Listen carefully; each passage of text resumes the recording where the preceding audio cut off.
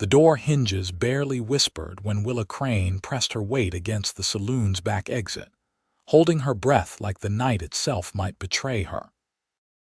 Her boots were in her left hand, her canvas travel bag slung over her right shoulder, and every single nerve in her body was pulled taut as a telegraph wire in a storm. The alley beyond was dark as pitch, and the town of Redemption, New Mexico, lay sleeping under a sky thick with stars that offered no comfort whatsoever. She had counted every step from her room on the second floor down to this door. 14 steps. 2 loose floorboards she had memorized over 4 months of living here. She had rehearsed this departure the way a pianist rehearses a concert piece, precisely, obsessively, with the full knowledge that a single wrong note could end everything. And then a hand closed around her wrist, not rough, not violent, just firm, warm, and impossibly certain, like the hand of someone who had been waiting there in the dark for exactly this moment, which, she would later learn with a furious, devastating clarity, he had been. She spun around with a sharp intake of breath, her free hand flying to the small knife she kept tucked in her skirt pocket, and she came face to face with Deputy Ethan Cross. He was still in his work shirt, the silver badge catching the faint moonlight that slanted down between the buildings. His dark hat was pulled low, but she could see his eyes beneath the brim, steady and brown and quietly wrecked in a way she had never seen on this man before, and she had spent 4 months trying very hard not to look too closely at his eyes. "Please stay," he said, just that. 2 words. No threat, no accusation, no lawman's authority behind it. Just a voice she would have given almost anything not to hear sound that way, stripped of its usual composure, bare as bone, like something in him was cracking clean down the middle while he stood there holding her wrist in the dark. Willa did not move. She was not sure she could. And in that single suspended moment, with dawn still 2 hours away and the whole weight of her secrets pressing down on her chest like a stone, everything she had spent 4 months carefully not feeling came rushing up through the floor of her and threatened to undo her completely. She had planned for every obstacle except this one. She had planned for locked doors and loose-tongued barmaids and the possibility that Marcus Holt's men would be watching the road. She had not planned for Ethan Cross standing in the dark, asking her to stay, and sounding like it might actually destroy him if she did not. This is where the story has to be told from the beginning, because nothing that happens in the next hour makes sense without understanding the 4 months that led to it. And nothing about those 4 months makes sense without understanding what Willa Crane was running from, and what Ethan Cross had slowly, helplessly, and entirely against his better judgment fallen into. Redemption, New Mexico territory. April 1882. The stagecoach from Santa Fe arrived on a Tuesday, which was not a day when anything interesting typically happened in Redemption.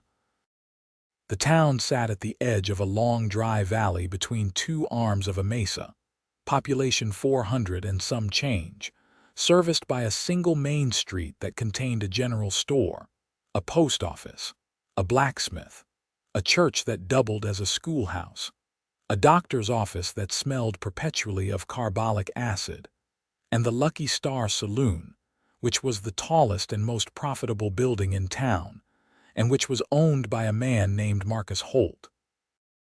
Ethan Cross had been the deputy in Redemption for 3 years. He was 28 years old, broad-shouldered, and possessed of the particular kind of quiet that people either found deeply reassuring or unsettling depending entirely on whether they had anything to hide. He was not a talkative man, but he was an observant one. He had grown up in this territory, and he understood its rhythms, the way the wind shifted before a dust storm, the way a man's eyes moved when he was calculating an exit, the way silence in a room changed its texture when someone in it was afraid. He was sitting outside the sheriff's office with a cup of coffee going cold in his hand when the stagecoach rolled in, and he watched it the way he watched everything in this town, with the patient, unhurried attention of someone who knew that the things worth knowing rarely announce themselves. 3 passengers got off. A traveling minister who immediately started asking about the church. A cattle buyer from Albuquerque who had the distracted, slightly panicked look of a man who had just realized the deal he'd come to negotiate was considerably more complicated than his employer had let on. And a woman. She was wearing a dark blue traveling dress that had seen better days but was still well made, with a small trunk and a canvas bag, and the particular set of her shoulders that said she had been on that coach for a long time and was very tired and was not going to let anyone see that. She had dark hair pinned up under a practical hat, and when she stepped down from the coach and looked up at the main street of Redemption for the first time, her expression did something complicated and brief that was over before most people would have noticed it. Ethan noticed it. It lasted maybe 2 seconds. A flash of relief followed immediately by something calculating, something deliberate, like she was already measuring the town against a set of criteria he could not see. Then the expression smoothed out into something pleasant and unremarkable, and she picked up her bag and walked toward the Lucky Star, because it was the largest building with a sign that indicated rooms for rent. Ethan watched her go and said nothing, which was exactly what he should have done, and for approximately 4 days it was precisely what he continued to do. She gave her name to Dolores Vargas, who managed the rooms above the Lucky Star, as Willa Crane. She said she was passing through, looking for work, and that she had experience with bookkeeping and with piano, which Marcus Holt received as excellent news because his last piano player had departed suddenly and unpleasantly following a disagreement over wages. Holt was 43, well-dressed in the way that men with money in frontier towns were well-dressed, expensively but with an edge of aggression to it, like his clothing was meant to establish a perimeter. He had come to Redemption 8 years earlier and built the Lucky Star into the most significant financial enterprise in the territory between Santa Fe and the Arizona line, which was an achievement that the legitimate side of his operation genuinely accounted for, and the illegitimate side of his operation considerably amplified. Ethan did not like Marcus Holt. This was not a secret, and it was not entirely relevant to his job, which was to maintain the peace in Redemption under the authority of Sheriff Dale Pierce, a decent man who was somewhat less comfortable than Ethan with the notion that Holt's money had purchased a measure of immunity in this town. Pierce was not corrupt. He was pragmatic in a way that sometimes looked like the same thing from a distance, and Ethan had spent 3 years maintaining his own line in the sand very quietly, and without forcing a confrontation that would have only gotten him removed from his position and replaced with someone far more willing to look the other way. So he watched, and he waited, and he kept his own counsel. Willa Crane had been in town for 5 days when Ethan first spoke to her directly. He came into the Lucky Star on a Thursday evening, not to drink, which he rarely did on duty, but because Holt's bookkeeper, a nervous little man named Ferdinand Cope, had sent a message to the sheriff's office claiming that someone had attempted to break into the back storage room the previous night, which Pierce had assigned to Ethan to look into. The front room of the Lucky Star was loud with the particular noise of a frontier saloon on a Thursday, card games, laughter, the clatter of glasses, cigarette smoke hanging in the lamplight. And in the corner, at the old upright piano that looked like it had survived a war, there was Willa Crane, playing something that was not quite a saloon tune and not quite a proper parlor piece, but something in between, something that moved through the noise of the room with a kind of quiet insistence that made you notice it without quite knowing why. Ethan stood in the doorway for a moment longer than necessary. Then he went to find Ferdinand Cope. Cope was in the back, as nervous as advertised, and the story of the break-in attempt turned out to be less dramatic than reported. A loose latch on a window that had banged in the wind, which Cope had interpreted as evidence of a criminal intrusion. Ethan examined the window, confirmed the latch was the culprit, advised Cope to get it repaired, and was making his way back through the saloon when Willa finished her piece, and the small drift of applause that followed was replaced by Holt requesting something livelier. She played something livelier. She was very good. Ethan should have kept walking. He was halfway to the door. He stopped instead, ordered a sarsaparilla from the barman because it gave him a reason to stay for 5 minutes, and stood at the far end of the bar listening to her play. She noticed him. He could tell, though she gave no sign of it. Her eyes moved through the room the way a careful person's eyes moved through a room, not nervously, but systematically, cataloging. When her gaze passed over him, it held for exactly 1 beat longer than it held over anyone else, and then moved on. He finished his drink, set the glass down, and left. The following week, he stopped into the Lucky Star on 3 different evenings with perfectly plausible reasons each time. And by the end of that week, he had accepted the fact that he was doing it partly because of the piano player, and had begun the internal negotiation that all practical men engage in when confronted with feelings they would rather not have. He was a deputy in a small territorial town. She was an employee of the man he was quietly building a case against. She was clearly carrying something, some weight or secret or history that she wore the way some people wore old scars, something that had shaped the architecture of how she moved through the world. He was an observant man. He knew better than most that beauty and goodness were not the same thing, and he knew nothing about Willa Crane, except that she could play piano, and that something in her expression when she had stepped off that stagecoach had looked, for just a moment, like a woman who had arrived exactly where she had planned to arrive. None of this diminished his interest by so much as a fraction. The first real conversation happened on a Saturday afternoon, 3 weeks after she arrived, when Ethan was walking back from the telegraph office and came across Willa standing outside Abilene Cruz's general store with a broken egg crate, and a look on her face that suggested the crate and everything in it had just made a significant contribution to her bad morning. He crossed the street without thinking about it, crouched down, and started helping her collect the eggs that had survived. At least half of them made it, he said. She looked at him with something that was almost amusement but was holding itself back. That is one way to evaluate the situation, Deputy. Ethan Cross. He handed her 3 intact eggs. I know who you are. She placed them carefully in the portion of the crate that was still intact.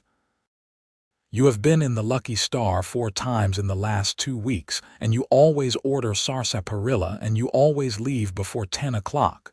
He looked at her. You pay close attention. It is a useful habit. She stood, holding the damaged crate with careful hands. Thank you for the eggs. You are welcome, he straightened. Willa Crane. She went very still for 1 precise second, not frightened, something more controlled than that. Then she looked at him with those careful eyes and said, Yes, that is my name. I know. He touched the brim of his hat. Good afternoon, Miss Crane. He walked away, feeling her gaze on the back of his neck the entire way down the street, and he did not turn around, which cost him more effort than he would have liked to admit. After that, they talked. It happened in increments, the way rivers carve canyons, slowly with enormous patience, through the simple persistence of proximity. He came into the Lucky Star. She played piano. He stayed for 1 drink. She finished her set and came to the bar for water, because she did not drink when she was working, and they would talk for 15 or 20 minutes about nothing consequential. And then he would leave. And the next time it would be 25 minutes, and the time after that it would be longer, and it would cover slightly less inconsequential territory.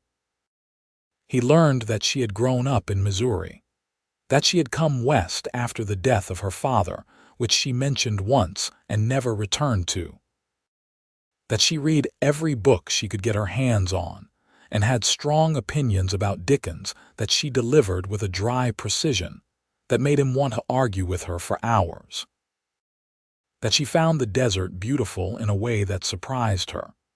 She had expected to find it bleak, and had instead found it honest, which was a distinction she explained with a careful thoughtfulness that told him she had been thinking about it for a while. She learned that he had grown up in the territory, that he had wanted to be a lawman since he was 12, for reasons he gave briefly and without elaboration, which was his way of signaling that the territory existed, but that he was not ready to open it up. That he had a younger sister in Albuquerque, who sent him letters full of complaints about her husband's inability to fix the roof, which Ethan read with great affection. That he was teaching himself to read Spanish from a grammar book borrowed from Abilene Cruz's store, with mixed results. She laughed when he told her that. A real laugh, full and unguarded, and something in his chest did something that he decided not to examine in any detail. What he was examining, with all the professional attention he could bring to it, was the question of what Willa Crane was actually doing in redemption, because she was doing something. He was certain of it. Certain in the way that 3 years of reading people in frontier situations made you certain. Not through a single dramatic revelation, but through the accumulation of small details that added up to a shape he could not yet fully see, but could already feel the outline of. She asked questions.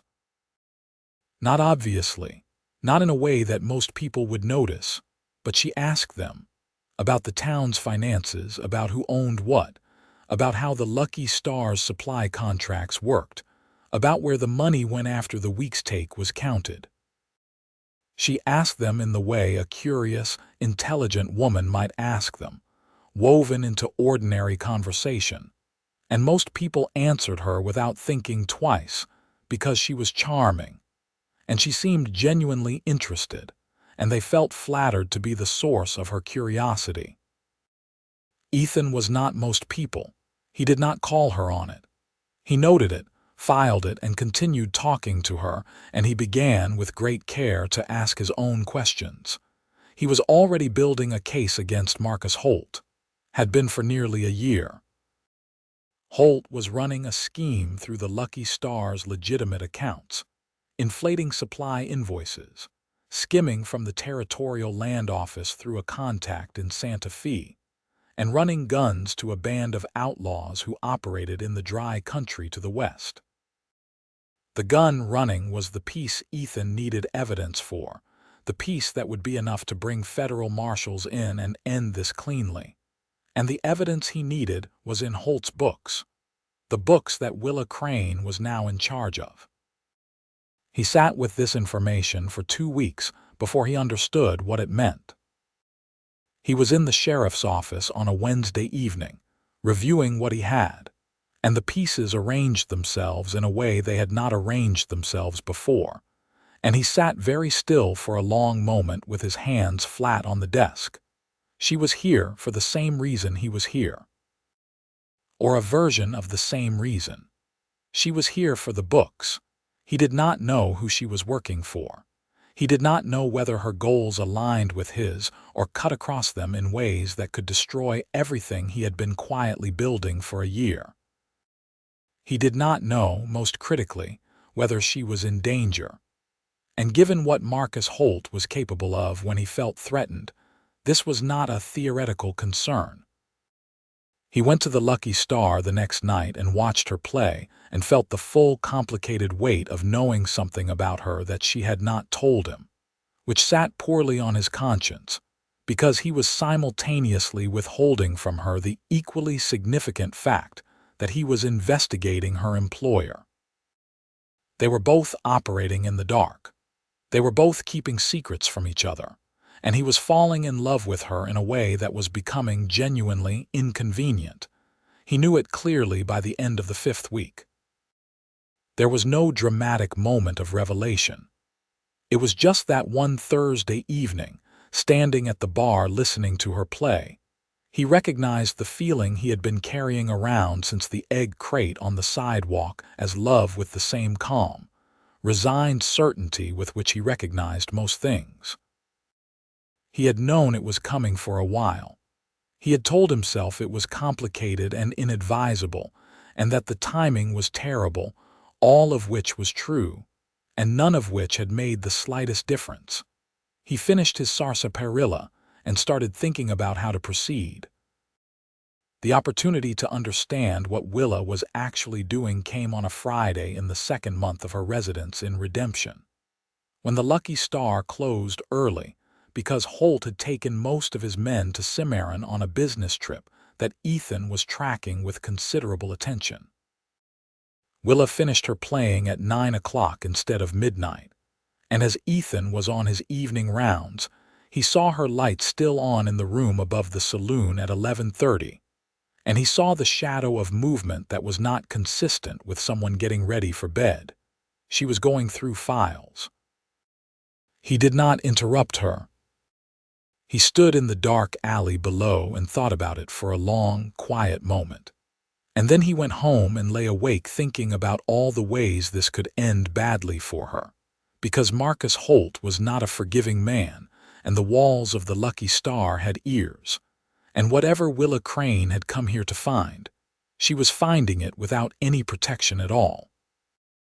The next morning he came into the Lucky Star early, when the place was being swept out and the only person behind the bar was old Nestor, who poured coffee for anyone who asked, because he was that kind of man. Willa was at the piano, running through scales, not playing a piece but just warming up, and Ethan sat at the table nearest the piano and put his coffee down and said, without preamble, "I think you should be careful." She did not stop playing. "About what, deputy?" "About what you are looking for," he said, "and who else might be looking for the same thing." The scales stopped. She kept her hands on the keys, not looking at him, her face in profile and utterly composed. "That is a very interesting thing to say to a piano player," she said. "Yes," he agreed. "It is." A long pause. The dust motes moving in the early morning light. Old Nestor washing glasses at the far end of the bar. "Are you threatening me?" Her voice was level, but he heard the thing underneath it, not fear, but the readiness for fear, the place where it would land if it arrived. "No," he said, and the plainness of the word carried more weight than elaboration would have. "I am not. I am telling you that you are not the only person in this building who is paying close attention to things." She turned then and looked at him. Really looked at him, with those careful eyes that usually kept a calculated distance, and for a moment the calculation dropped out of them entirely, and he saw something real, uncertainty, and beneath that, something that might have been desperate, complicated relief. "Why are you telling me this?" she asked.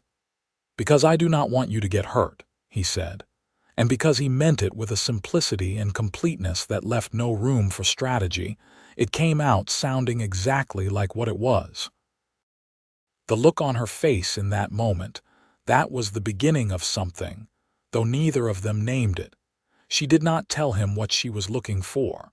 He did not tell her about his investigation. They sat in the early morning quiet of the Lucky Star with all their respective secrets between them. And old Nestor washed his glasses, and the light moved across the floor, and something shifted between them that neither of them could have put back even if they had tried. In the week that followed, the ground changed between them in ways that were subtle but irreversible. She stopped performing the version of Willa Crane that she performed for the rest of the room when he was there. He stopped pretending that he came to the Lucky Star 4 nights a week for the sarsaparilla.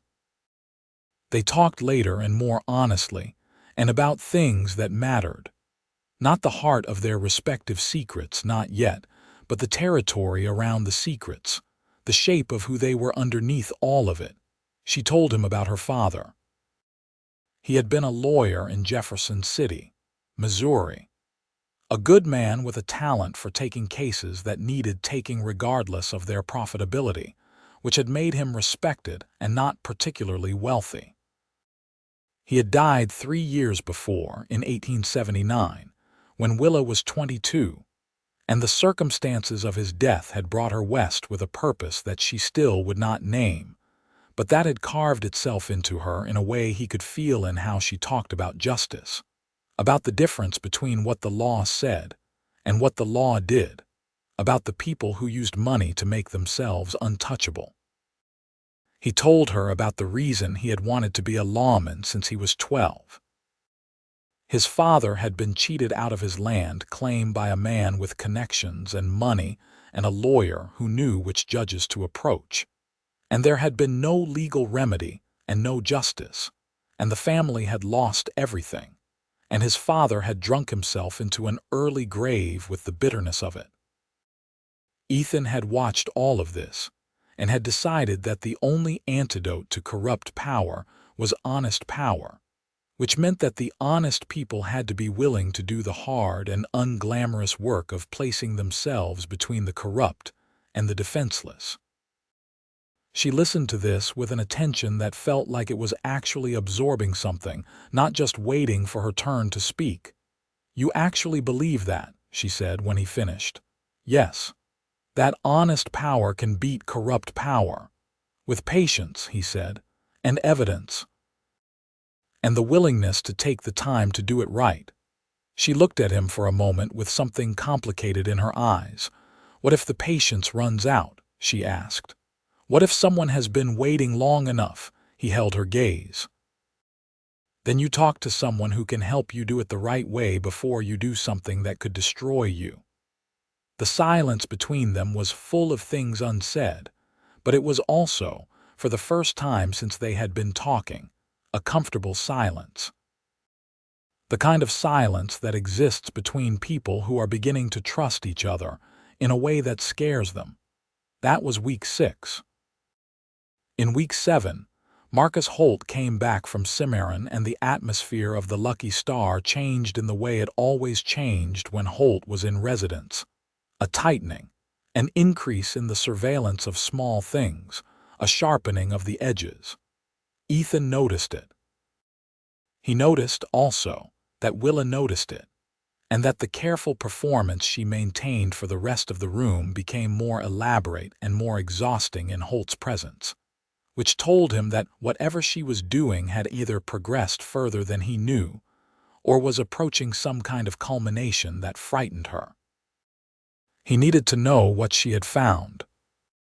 He came to the Lucky Star on a Tuesday and waited until her set was finished, and Holt had retreated to his private table in the back, and the noise of the room was loud enough that a quiet conversation by the bar would not carry, and he said, very quietly, "I need you to trust me."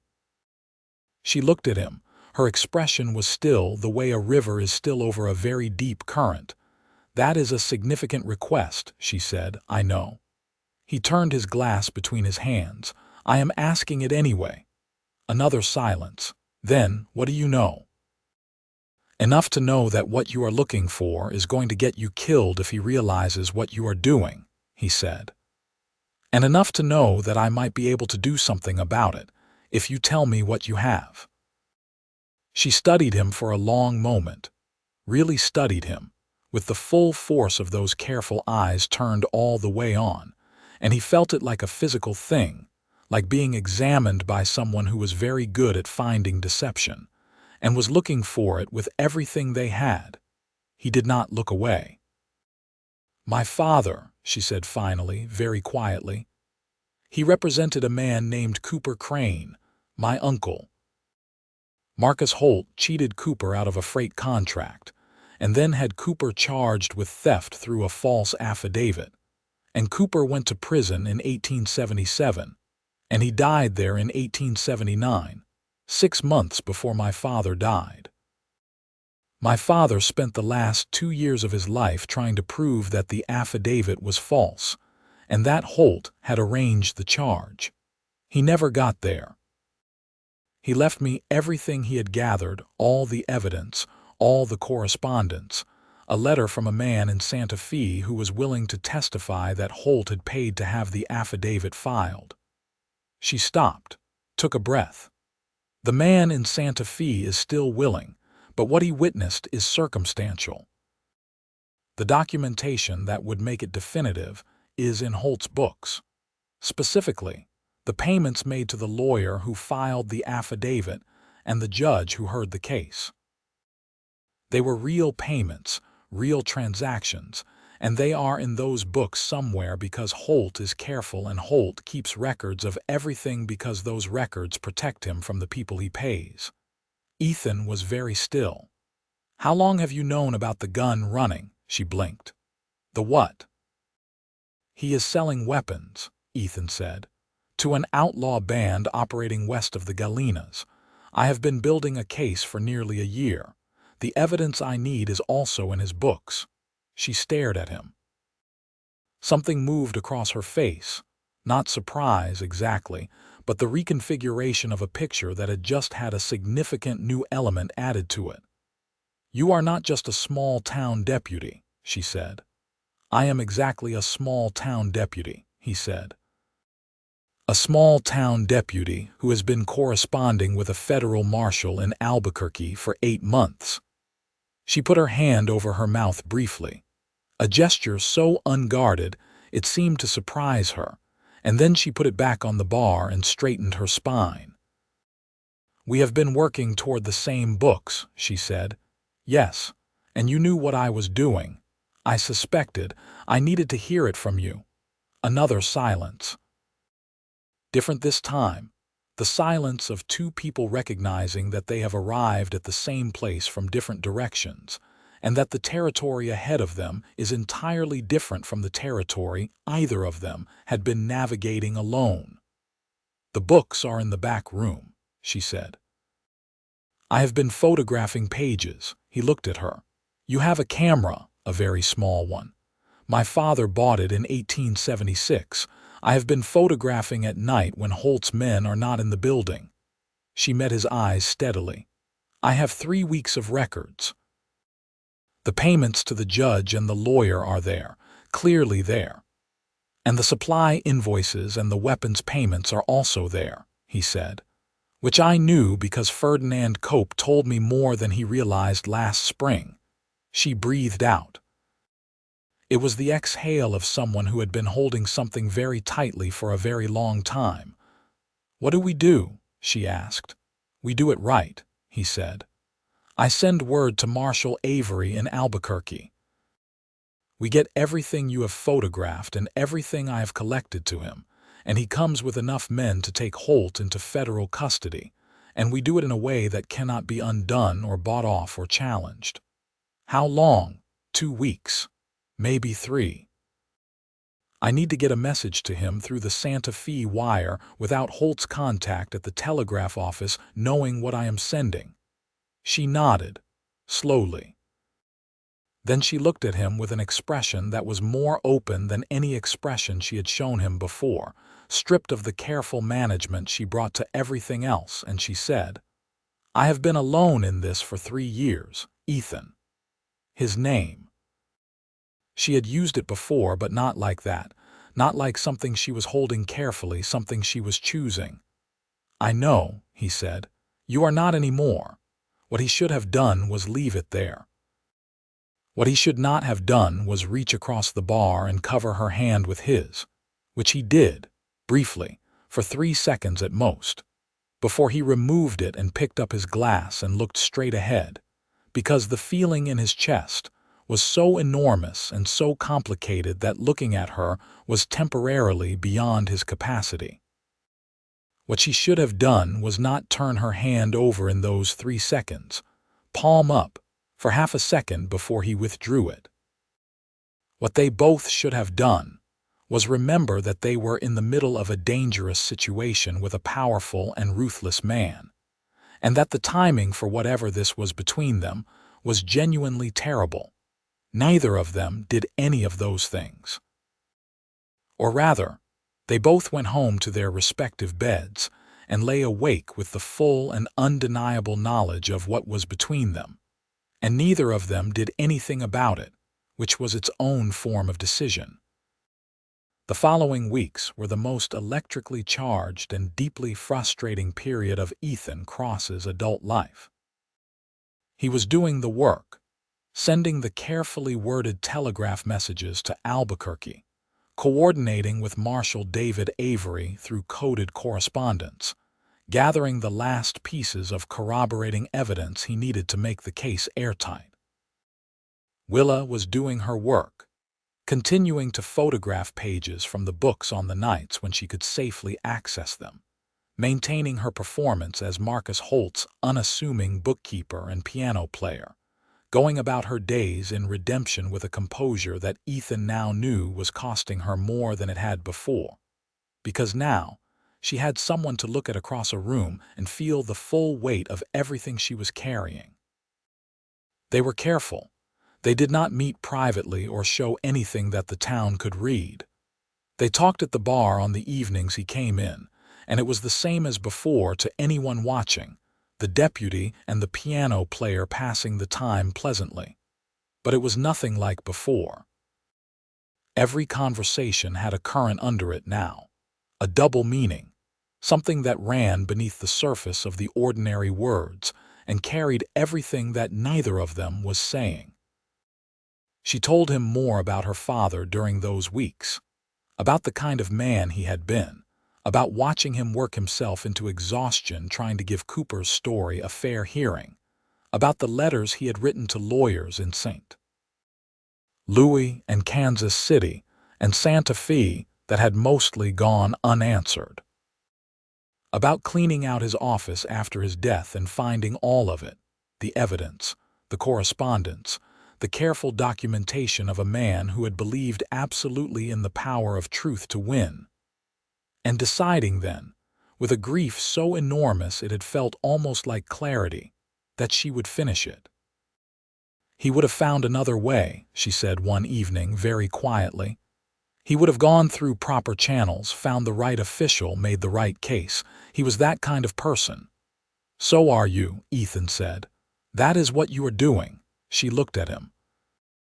I came here alone with a camera and a fake name, Ethan. Crane is your real name. The fake part is the part where I am a traveling piano player looking for work. She looked down at her hands. My name is Willa Margaret Crane. I was a bookkeeper in Jefferson City for 2 years after my father died. I am 25 years old. That is the whole truth. He looked at her for a long moment. Willa Margaret Crane, he said, and something about the way he said it, the full weight of it, the careful attention he gave each syllable, made her look up. I am Ethan James Cross. I grew up 40 miles east of here in a place that does not have a name anymore. I am 28 years old, and I have been a deputy in this town for 3 years, and I have never in those 3 years looked forward to going anywhere the way I look forward to coming here in the evenings. The color that moved across her face was entirely involuntary and entirely beautiful. That is dangerously close to a confession, deputy, she said. I know, he said. I have decided to stop pretending otherwise. She was quiet for a moment. The noise of the saloon moved around them. Then she said very softly, we cannot do this until it is over. I know that too. Because if he even suspects, I know, Willa. She nodded, looked down, then back up, and the look on her face was the most unguarded thing he had ever seen from her, wanting and frightened and determined and about 1,000 other things stacked on top of each other. After, she said. Just that word. After, he agreed. And that was, for the next 3 weeks, everything that existed between them, a single word and everything it contained, moving under the surface of their careful, ordinary conversations like a river under ice.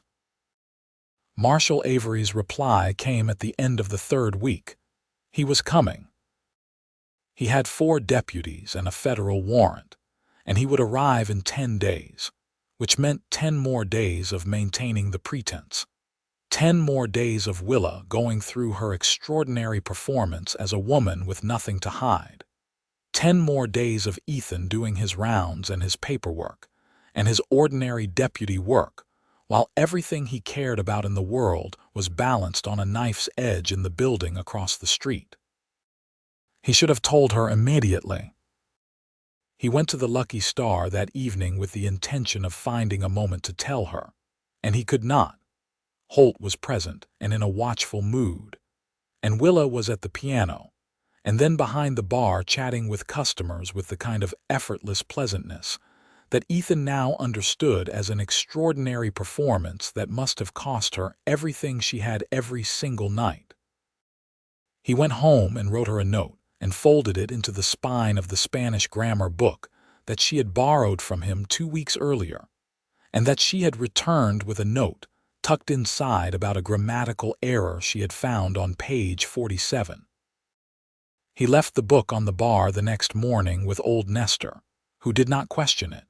She played that evening with a brightness that no one else would have read as anything other than good spirits, but that Ethan rayed across the room as relief. 7 days into the 10, Marcus Holt called Willa into his private office. Ethan knew because she told him the following morning. She appeared at the edge of his peripheral vision when he was doing his rounds past the Lucky Star and said, very quietly as he passed, "He asked me about the May accounts. He said numbers were inconsistent with previous months." Ethan kept walking. "Tonight," he said, the single syllable carrying the weight of a full conversation. That evening, in the 15 minutes at the bar that constituted their visible, ordinary interaction, she told him the rest with her eyes on her water glass, and her voice pitched just under the noise of the room. Holt had noticed that the May accounts showed more entries than he remembered authorizing. He had not accused her of anything. He had been entirely pleasant and entirely precise, which was, she said, the most frightening version of him. "He is suspicious," she said. "I do not know if he knows what he is suspicious of, but he is watching." 3 more days, Ethan said. "Avery arrives on Thursday. 3 days is a significant amount of time when someone is watching you." "I know." He looked at her. The urge to take her hand was almost overwhelming and entirely impossible. "Do not access the books again. You have enough. What you have is enough." She nodded. "Stay visible," he said. "Ordinary, nothing has changed." "I know how to do this, Ethan." "I know you do." He glanced down at the bar. "I know you do." The next 2 days were the longest of his life. He watched the Lucky Star from a distance he had never watched it from before. Not with the casual attention of someone doing rounds, but with the focused attention of someone who was afraid, which was a feeling he had experience with professionally and zero experience with personally, in this particular configuration, which was the one where it was her safety he was afraid for. He saw Holt speak to her twice on Wednesday. He watched from outside, through the window, and could not read lip movements clearly, but could read body language. And what he read was Holt performing pleasantness over something that was not pleasant. Willa stood straight and composed and responded with the kind of calm that Ethan now knew was an act of enormous will. And when Holt walked away, she turned back to the piano without a visible tremor in her hands. He wanted to walk into that building and stand between her and every version of this danger, and he could not. And the not being able to had a specific quality that he understood in those 2 days was going to inform the rest of his life whether the next 3 days went well or badly. He was in love with Willa Crane in a way that was not going to diminish or negotiate with reason or wait for a better time. He had accepted this completely. It sat in him with a calm certainty that was entirely at odds with how afraid he was. Marshal Avery arrived on Thursday morning on the early stage, with 4 deputies and the warrants and an air of professional competence that Ethan had not fully appreciated, until he saw it walk off the stage in a dusty coat, and immediately start taking inventory of the situation with sharp, efficient eyes. They met in the sheriff's office, which Sheriff Pierce opened up for the purpose with a mix of relief and discomfort that told Ethan everything about how Pierce had been feeling about the Holt situation for some time. Ethan laid out everything: the months of observation, the supply invoice evidence, the gun running records, Ferdinand Cope's unintentional testimony, and the photographs that Willa had made of the book pages. "The witness in Santa Fe," Avery said, looking at Willa's photographs. "He is solid." "According to Miss Crane's documentation, yes." Ethan met the marshal's eyes. "She has been building a parallel case for 3 years, targeting the fraudulent affidavit and the judicial corruption that imprisoned her uncle. Her evidence and my evidence are pointing at the same books through different windows. She is inside the building. Yes. Does Holt suspect her? He may." Ethan kept his voice level, "Which is why we moved tonight." Avery looked at him with the direct assessment of a man who could read a situation, and what he read in Ethan's face he did not comment on, simply nodded. "Tonight," he agreed. The arrest of Marcus Holt was not the dramatic confrontation that dime novels would have made of it. It was methodical and efficient and slightly anticlimactic, the way that real law enforcement at its best tends to be.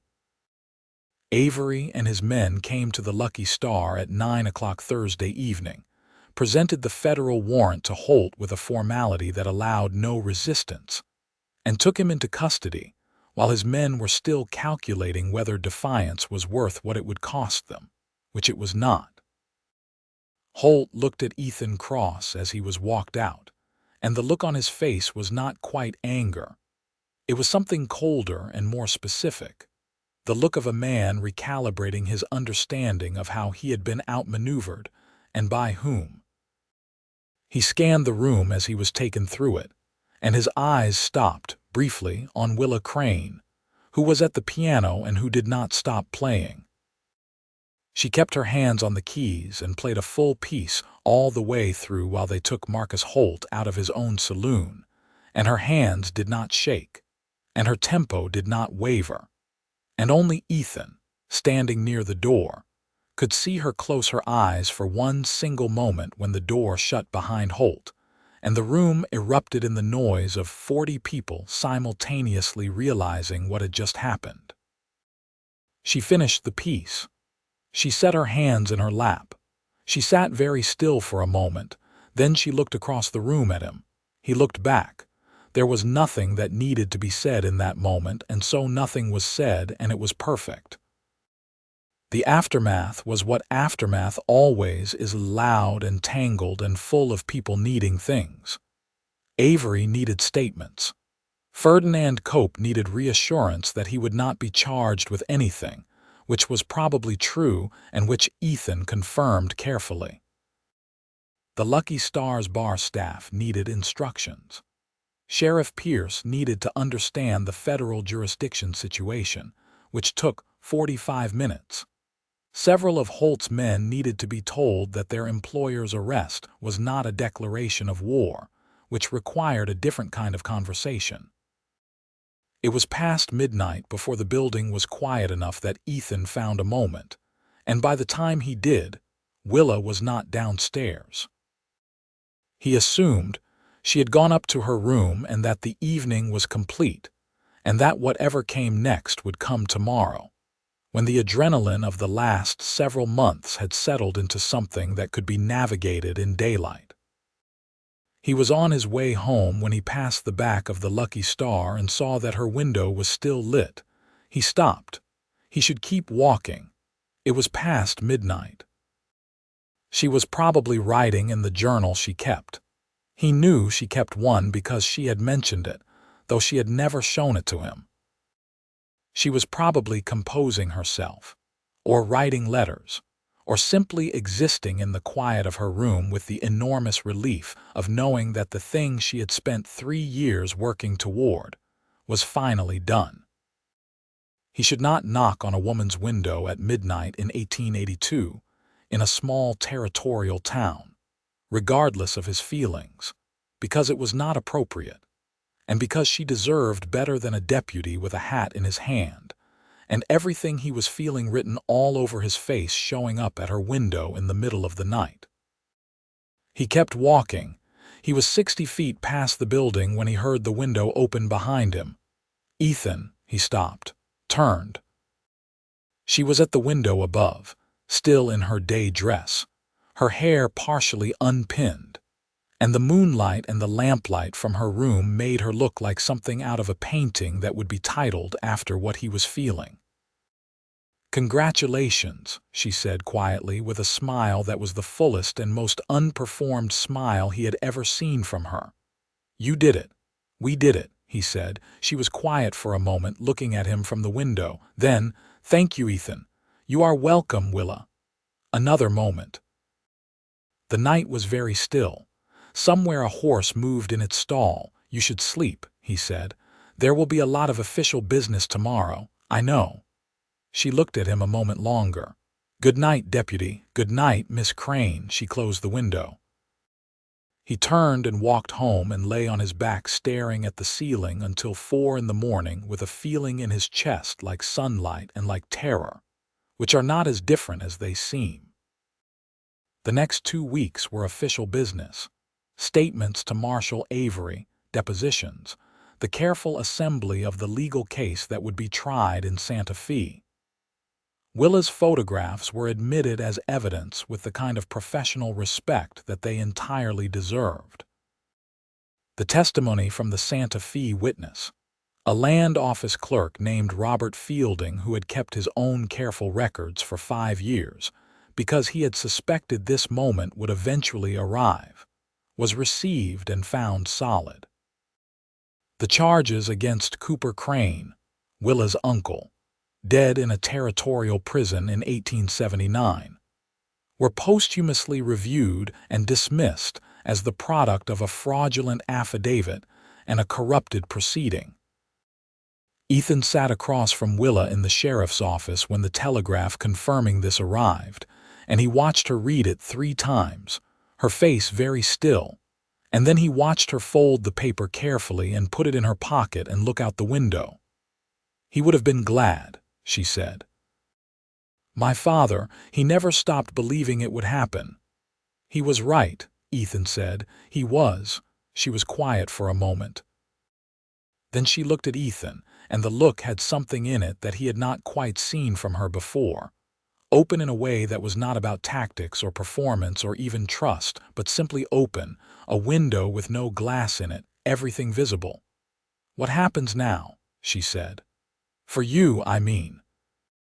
Do you stay? Do you move on?" He looked at her steadily. "That depends somewhat on whether there is a reason to stay." She held his gaze for a long moment. "There might be," she said. "I am glad to hear that," he said. It was not a declaration, and it was not a proposal, and it was also, unmistakably, the beginning of everything, and they both knew it. They went to dinner at the home of Dolores Vargas, who cooked the best food in Redemption, and who had taken a proprietorial interest in both of them that she expressed through generous portions, and pointed observations about the inadvisability of people keeping their feelings to themselves. This happened on a Sunday, the 3rd one after the arrest, when the dust of the official proceedings had settled enough that ordinary life was reasserting itself.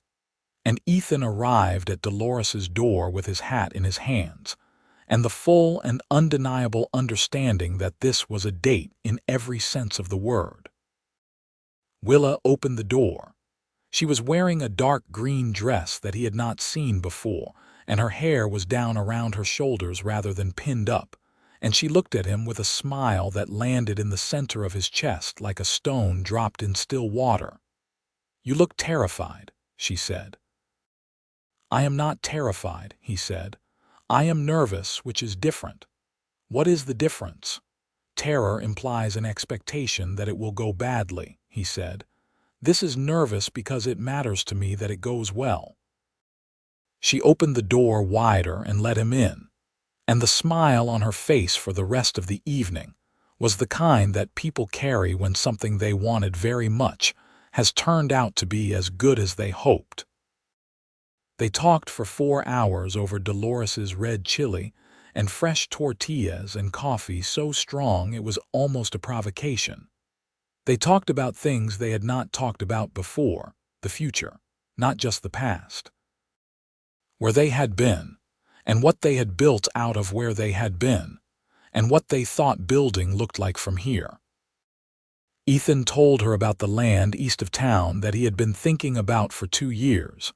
A valley section with good water access and soil that could support a kitchen garden and enough room for horses, and a small house with a proper porch. "What kind of porch?" she asked. "The kind with chairs on it," he said, "for sitting in the evening." She looked at him across the table with the lamplight warm on her face. "That sounds very specific." "I have been thinking about it for a while," he said. And then, because he was not a man who believed in unnecessary delay when the thing being said needed saying, "I have been thinking about it in a particular context." She was very still for a moment. Then, "Tell me the context." "You," he said simply. "The context has been you for some time." The quiet that followed had a quality of warmth that he had never felt a quiet have before. "Then you should probably ask me something," she said, with a calmness that was not composure this time but something more like peace, a warmth that came from the inside. "I will." He met her eyes steadily. "When you are ready. There is no rush." She looked at him, this careful, honest, steady man who had been patient with her in every way that counted and had never asked her for anything she was not ready to give. "I am from Missouri," she said. "I have been alone for 3 years. I have a dead uncle and a dead father and a camera I borrowed from the former, and the determination I inherited from the latter." She paused. "I do not know this territory very well, and I do not know what comes after the thing you have been working for your whole life is finally done. But I know you, Ethan. I think I have known you from the beginning, which sounds like something out of a novel but is also simply true." He reached across the table and covered her hand with his, and this time neither of them withdrew. Willa Crane said yes with the full certainty of a woman who had thought it through completely, which he would not have wanted any other way. She said yes, and then she laughed, which was also what he would have wanted.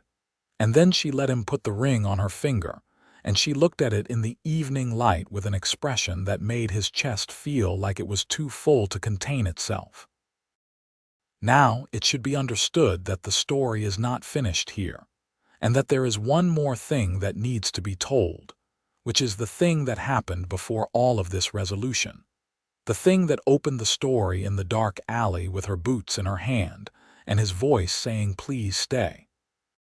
Because between the evening on the lot and the morning she tried to leave, there was one more complication.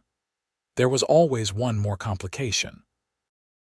It came in the form of a letter, delivered to the Lucky Star 7 weeks after Holt's arrest, addressed to Willa Crane in a handwriting she recognized as belonging to Robert Fielding, the Santa Fe witness.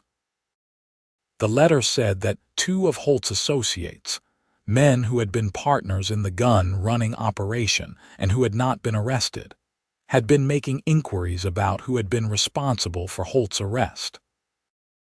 The letter said that Fielding had heard, through his connections in Santa Fe, that these men, brothers named Vance and Cole Deakins, had identified Willa as the person who had photographed the books, and that they were coming to redemption. The Deacon's brothers were not men who handled betrayal quietly. They had a history that Fielding outlined with the spare, factual precision of a man who wanted to be very sure he was understood. They were violent. They were connected. And they had a documented pattern of retaliating against witnesses and informants in ways that the law had not yet found a way to prevent. Willa received this letter on a Thursday evening after her last set, alone in her room. She read it 3 times. She thought about it for 2 hours. And then she began to pack. She had spent the last 7 weeks allowing herself to want something, which was the most dangerous thing she had done in years, because wanting something meant having something to lose, and having something to lose changed all the calculations. If the Deacon's brothers came to redemption looking for her, they would not only find her. They would find Ethan, and Ethan, being Ethan, would place himself squarely between her and whatever they brought, because that was who he was, immovably and without negotiation. She would not do that to him. She would not be the reason something happened to him. She had learned to be alone, and she could be alone again, and there was a version of herself. The version she had been before Tuesday evenings at the bar, and his hand over hers and the ring that was currently on her finger, and that she looked at now with a grief so acute. It moved through her like a clean cut. She took the ring off. She put it on the small bedside table. She looked at it for a long time, then she put it in her pocket because she could not leave it behind, which told her something about herself that she chose not to examine. She packed the important things. The camera, her father's papers, the journal, a change of clothes. She would get on the early stage to Santa Fe and then figure out the rest. She would write to Ethan from wherever she landed. She would explain. He would be angry, and then he would understand, and then he would be safe. She changed into her traveling clothes. She picked up her boots and her bag.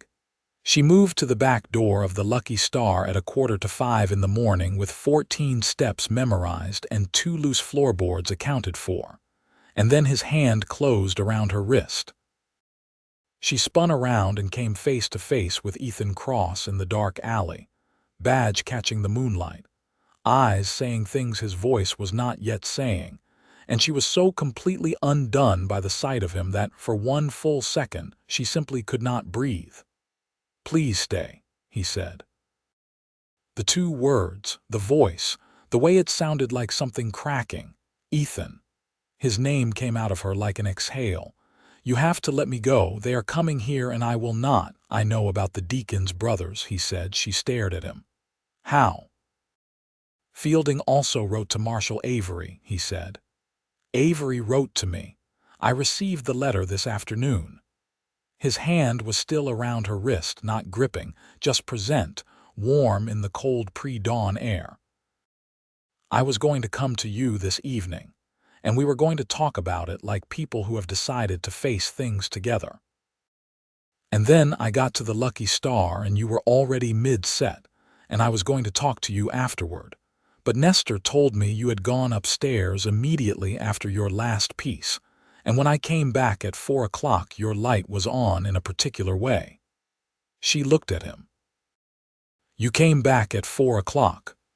I have been sitting in the alley for an hour," he said, "because I was not certain which direction you would run, and I needed to be at the right door." Something moved through her chest that was not quite laughter and not quite a sob, and was, she thought, probably some combination of both. "Ethan, they will come here. They will come for me, and you will. I will be a deputy with a federal marshal's full cooperation, and a warrant for 2 men whose criminal records have already been submitted to the territorial court," he said. "I will be exactly what I am, and I will handle it the way I handle every threat to this town, which is carefully and with preparation, and with the full weight of the law behind me." His hand tightened slightly on her wrist. "Not much, just enough. What I will not do is watch you walk out of this alley at 5 in the morning and disappear on a stagecoach rather than trusting me to protect you." "This is not about trusting you," she said, and her voice was not as steady as she needed it to be. "This is about not wanting you to be hurt because of me. Everything I have risked in the last year has been because of the job," he said. "Not because of you, because of the job. If those men come here, it is because they are criminals who are running from justice, and I am the law in this town, and that is my problem to handle." He stepped closer in the dark alley and his voice dropped, and the steadiness in it was not absence of emotion, but the kind of steadiness that exists on the other side of it, after you have felt the full weight of something and decided to hold it. "You are not a liability, Willa. You are not a danger to me. You are the woman I asked to be my wife, and I would like you to stay." She stood in the alley in the pre-dawn dark with her boots in one hand and her bag over her shoulder and his hand around her wrist. And she thought about all the miles she had traveled alone, and all the years she had spent moving toward a single fixed point with nothing to look back at. And she thought about what it would mean to stand still. "They will come," she said, but it was softer now. "Then we will deal with it," he said. "Together." She looked at him. In the dark, his face was very clear, steady and serious and wanting and absolutely certain of what he was asking for, which was all of it, the danger included, the full weight of everything she came with. She set her bag down on the ground. She looked at him for another moment. Then she took the ring from her pocket and held it out to him. He took it. He looked at it in his palm. Then he looked at her with an expression that she would spend the rest of her life trying to describe and never quite getting right. Relief and love and something that was almost sorrow for the version of the next hour in which she had kept walking. "I took it off," she said, "because I thought I was leaving.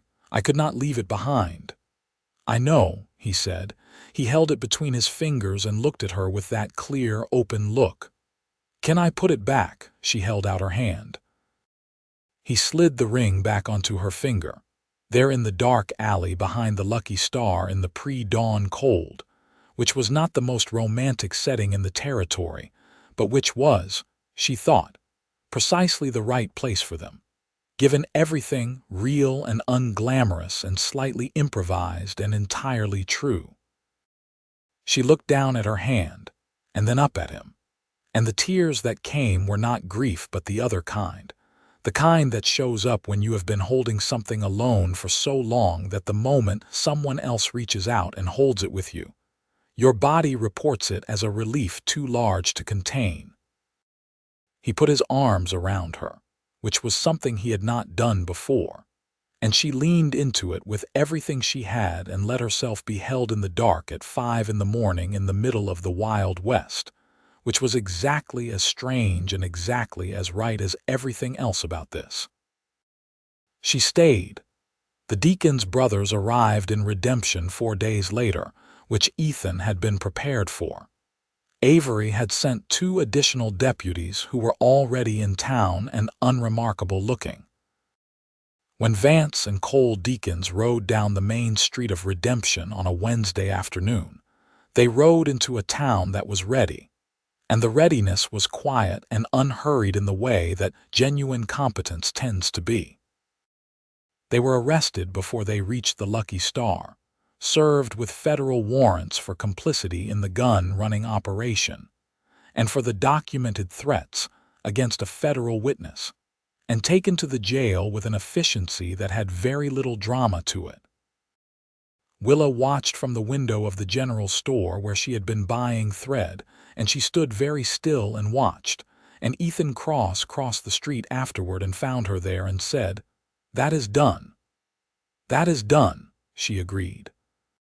She put the thread down on the counter and paid for it, and they walked out of the general store and into the clean New Mexico afternoon together. And the case that had been built between them over 4 months and 10 years of combined effort was finally, completely, permanently closed.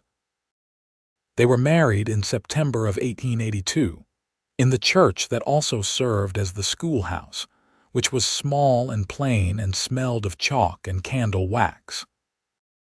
Dolores Vargas cooked the wedding meal, which ran to 3 courses and was attended by approximately 70 people, which was a significant fraction of Redemption's entire population, and suggested a level of communal interest in the event that both Ethan and Willa found simultaneously touching and mildly overwhelming. Sheriff Pierce stood up for Ethan with the air of a man who had genuinely been waiting for this day and was deeply relieved it had arrived. Marshal Avery came from Albuquerque and shook hands with everyone in the room. Ethan's sister Clara came from Albuquerque on the stage and spent the first half of the reception telling everyone present about the roof her husband still had not fixed, and Willa liked her immediately and completely. Willa wore a dress that Dolores had helped her make from fabric she had ordered from Santa Fe, ivory cotton with small embroidered flowers at the collar, simple and well made, and entirely unlike anything she had ever owned. She stood at the front of the church with her hands in Ethan's hands and said her vows in a clear, steady voice, and when she got to the part about what she was promising, she looked at him the whole time without looking away. He said his vows back to her with the same steady clarity, and at the end he held her hands and looked at her with those brown eyes that she had tried very hard, 4 months earlier, not to look at too closely, and she thought about standing in an alley in the dark with her boots in her hand, and how close she had come to not having this. She thought about it for about 2 seconds, and then she let it go because it had not happened that way, and what had happened instead was that a man in a dark alley had said, "Please stay," and she had stayed, and here she was, in a church full of people in the middle of the New Mexico territory, being witnessed by a community that had somehow, without her planning for it, become hers. They moved into the house Ethan built on the land east of town that winter. He built it himself with help from 3 men from town, and it had a proper porch with the chairs he had described, facing west so they could watch the sun go down over the mesa in the evenings. Willa planted a kitchen garden in the spring and spent considerable time consulting a seed catalog she had ordered from Chicago, which resulted in a letter she wrote back to the catalog company with 3 specific suggestions that she was genuinely surprised they had not yet implemented, which was entirely characteristic of her. She took up her bookkeeping formally in town. The general store needed an accountant, and then the doctor, and then the land office when the previous land office clerk proved unreliable. And within 2 years, Willa Crane, was the most sought-after bookkeeper between Santa Fe and the Arizona line, which was a fact that delighted her, and that Ethan reported to his sister in Albuquerque with a pride so obvious it practically bled through the paper. He was appointed sheriff of Redemption in the spring of 1884, when Dale Pierce retired to go live near his grandchildren in Colorado. The appointment was not a surprise to anyone in town. Ethan accepted it with the same quiet competence he brought to everything, pinned the sheriff's star where the deputy's badge had been, and continued doing the job the way he had always done it. Carefully, honestly, with patience and preparation, and the absolute conviction that the honest people had to be willing to do the hard work. Willa was present for the swearing-in. She stood at the front of the crowd outside the sheriff's office on a Tuesday morning and watched them pin the star on his chest. And when he looked out over the crowd and found her face, the look between them was private enough that anyone not paying close attention would have missed it entirely. She was paying close attention. She always was. Their first child was born in November of 1884, a boy they named Thomas James Cross, after Ethan's father and Ethan himself by middle name, which was a decision Willa made and presented to Ethan as a fait accompli, and which he received with a speechlessness she found both entertaining and deeply satisfying. Thomas came into the world with a full head of dark hair and a temperament that was, from the very beginning, an interesting combination of his father's steadiness and his mother's precision. And he slept well and observed everything around him with the specific attentiveness of a person who was going to understand exactly what was happening before he decided what to do about it. Ethan held his son for the first time in the lamplight of the bedroom in their house east of Redemption, and looked at Willa across the room with an expression that was not sorrow, and not quite pure joy, but something larger that contained both. The feeling of having something so completely good that it was almost impossible to hold all at once. "He looks like you," she said. "He has your eyes," Ethan said. "They are all born with blue eyes," she said. "His specifically are yours," he said, with the authority of someone who had already studied the matter. She laughed, and the laugh woke Thomas, who made his feelings about this clear.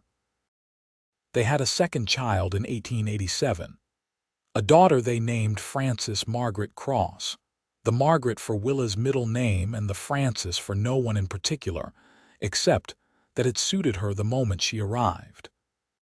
Frances was louder and faster than Thomas and had Ethan's eyes and Willa's determination, and an absolute refusal to be overlooked that appeared to be entirely native to her personality from day one. Thomas was 3.5 when Frances arrived and received his sister with the deliberate, assessing expression of a person conducting a careful analysis. After approximately 10 minutes, he concluded that she was acceptable and that he would be responsible for her, a decision he maintained with a thoroughness that Willa found equal parts amusing and moving. The house on the land east of Redemption became full in the way that houses become full when they are being lived in completely. The kitchen garden expanded. The porch got a third chair. The bookshelves that Ethan built along the back wall of the sitting room filled, and then required additional shelves, a project that Thomas assisted with at age 6 with an earnestness that was complicated by his height, but not by his commitment. Willa kept her journal, which had become less a record of danger and more a record of ordinary days, though she had kept writing in it every evening since before she arrived in Redemption, and saw no reason to stop. Ethan was a good sheriff.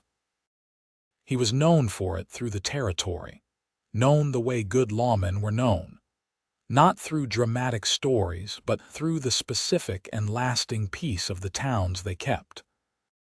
He corresponded regularly with Marshal Avery in Albuquerque, and through that correspondence, he became part of a broader network of honest law enforcement that was slowly, methodically, changing the way that certain things worked in the territory. The change was slow. It was always slow. He had known it would be slow since he was 12 years old watching his father's land be taken from him, and he had made his peace with slow, because slow was honest and honest held. Willa was present in all of it, not as decoration and not as background, but as a partner, the full and complete kind, in the way that is not always described accurately in accounts of this period, because the accounts were usually written by people looking at women from the outside and missing the whole interior architecture. She had opinions about the law, and about what was fair and about where the line was between pragmatism and complicity. And she expressed those opinions to Ethan in the evenings on the porch with the directness and precision she brought to everything. And he listened to them with the full attention of someone who understood that the person he was talking to was smarter about certain things than he was, and that this was not a problem but a gift. They were not without difficulty. The territory was not without difficulty. There were hard years and drought, and the particular exhaustions of frontier life, and the ordinary human frictions of sharing a life completely. There were nights when they disagreed about things that mattered and had to find their way back to each other through the disagreement, which they always did, because the path back was well established, and because neither of them had any interest in going back to being alone. He sat down in his chair beside her, and she handed him the coffee, which was a thing she did every evening because she made enough for two, and because she liked watching him drink the first cup after coming home. He looked out over the mesa in the evening light. The sky was going orange and purple over the rock, which was a thing he had seen approximately 10,000 times and which had not yet lost its force on him, partly because of the view and partly because of the person he was seeing it with. "Thomas is reading better," she said. "I know. He came to find me this morning and read me the first page of the almanac.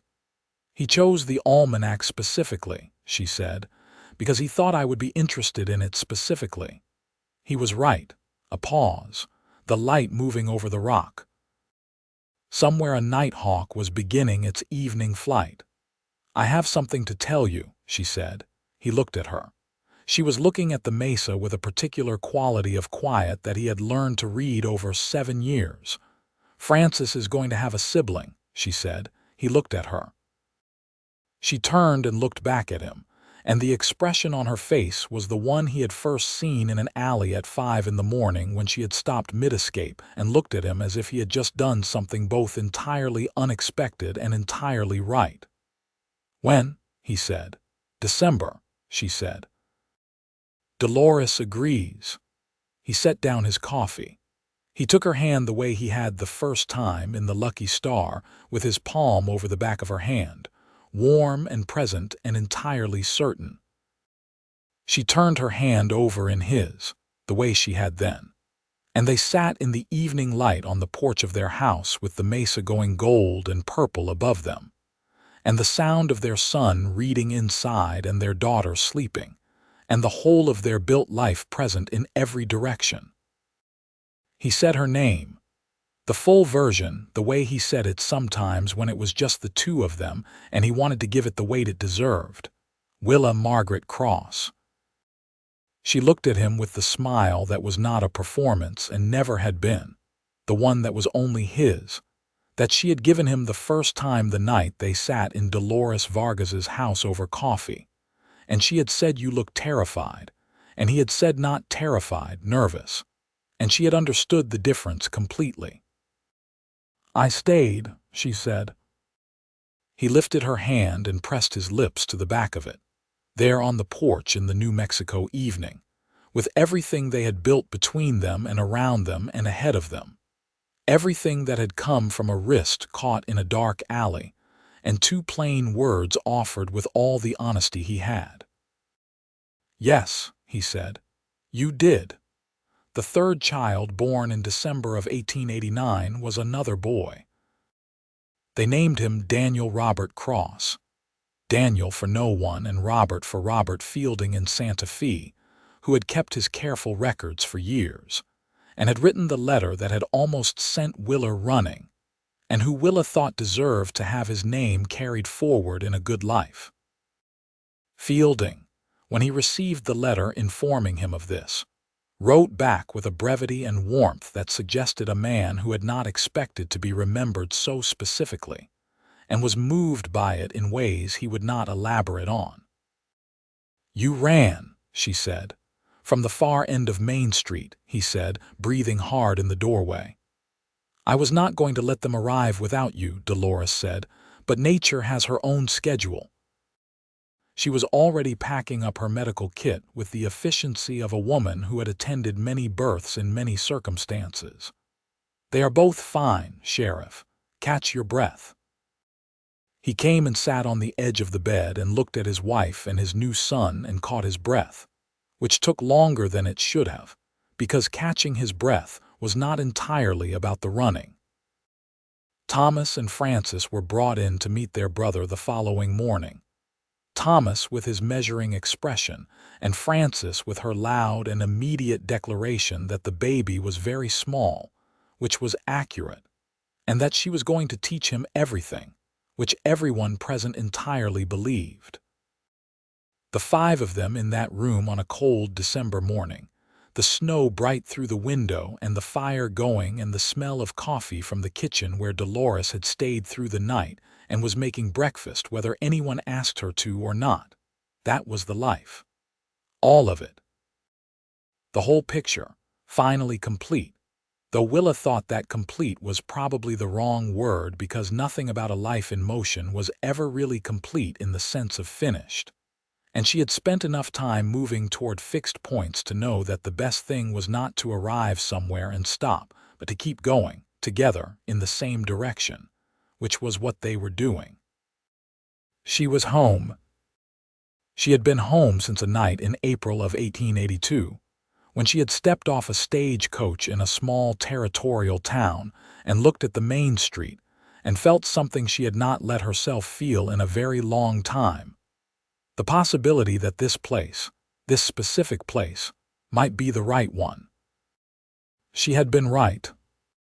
She had not known then all the reasons why she was right, could not have known that the steady-eyed deputy who watched the stage from outside the sheriff's office would be the architecture of the rest of her life.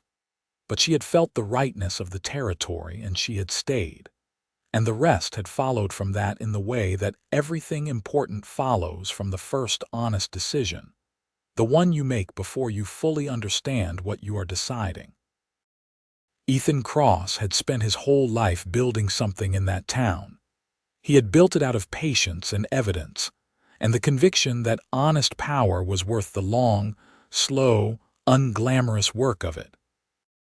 He had thought he was building it alone, and then a Tuesday stagecoach had brought him someone who was building the same thing from the other direction, and the junction point of those two long projects was their life, and their children, and the porch with the chairs facing west, and the evenings watching the light change over the mesa. Years later, when Thomas was grown and working in the territorial land office in Santa Fe, doing the kind of careful and principled work that suggested he had absorbed certain things from both his parents simultaneously, he would ask his mother once about why she had come to redemption. She told him the whole story then, Cooper and the fraudulent affidavit and her father's years of effort, and the camera and the photographs and the books, the whole architecture of what had brought her to that specific town in that specific year. Thomas listened to all of it with his careful, measuring attention. Then he said, "But you tried to leave." "Yes," she said. "What made you stay?" She thought about a dark alley and two words and a voice stripped of everything except what it actually meant. "Your father asked me to," she said. "And I trusted him." Thomas considered this with the thoroughness he brought to everything. "That seems like a significant amount of trust." "It was," she said. "He had earned it." She looked out the window of the house east of Redemption, where she had lived for most of her adult life, where her garden came back every spring, and her books were on their shelves, and her husband was somewhere in town doing the work he had given his life to with the same steady conviction she had watched him bring to it for 20 years. "Some people earn it quickly," she said, "and some people earn it slowly. He earned it by being exactly who he said he was, which is the only way it really counts." She looked back at her son, who had his father's eyes and her jawline and a way of listening to things that was entirely his own. "Go write the letter you owe your father about the land survey," she said. "It has been 3 weeks." Thomas went to write the letter, and Willa Crane Cross turned back to her window and the late afternoon light on the mesa, and sat with the full and undiminished knowledge of everything she had, and everything she had nearly walked away from in the dark before dawn, and felt the particular satisfaction of a person who made the right decision at exactly the right moment, and has never, not for a single day of the life that followed, had any reason to regret it.